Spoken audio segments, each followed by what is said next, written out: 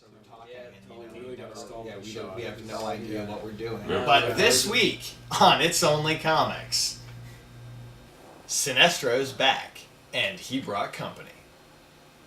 Who's smarter, blondes or presidents? This just in. Optimus Prime? Not your dad. All this and the roundtable discussion about the state of comics. But the table isn't round. Shut up! It's Only Comics. It's kind of like The View, except for guys who consider women theoretical constructs.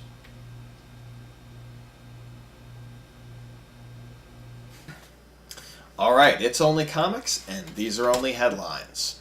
In the Sinestro Corps special out this week, writer Jeff Johns and the Sinestro Corps pants both the readers and the Green Lanterns with 18 different kinds of badassery. It's not just how good the issue is, but the amount of oh shit moments that it had. From the revelations of the source of Kyle Rayner's ion power, to the return of Parallax, Superboy Prime, and the Anti-Monitor, who still looks like a giant naked mole rat in full body armor. The Sinestro Corps itself even managed a surprise, becoming an actual credible threat and not just the Keystone Cops Act that most supervillain team-ups end up. I mean, these guys give Space Ebola a power ring. If that's not hardcore, I don't know what is. The beatdown that they give Kyle Rayner in this issue is epic. I mean, what the hell did this guy do to get on God's bad side? There's not a woman he hasn't so much as looked at sideways that's been worse to wear. Refrigerators, crises, being Donna Troy. I mean, what's next? Are they going to find the girl he had a crush on in elementary school and set her on fire? The latest in this series of sadistic events is the reveal that his mom was killed by that Space Ebola with a ring. After that, they beat the piss out of him, cut his power out, and feed him to Parallax the lungfish. Now hosting for the Cosmic Douchebag, Kyle gets the makeover by Hellraiser. Wait until he finds out that Sinestro doesn't offer full dental. The teeth.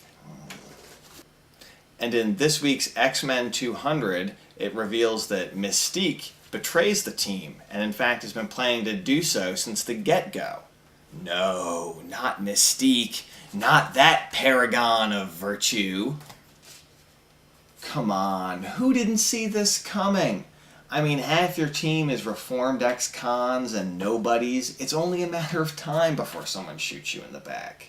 And then the Marauders come back? The Marauders. Are you kidding me? They haven't been relevant since Chris Claremont was.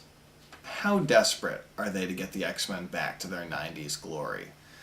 Look, we'll do anything. You know, we've got the alternate covers. Double gatefold, man. Please.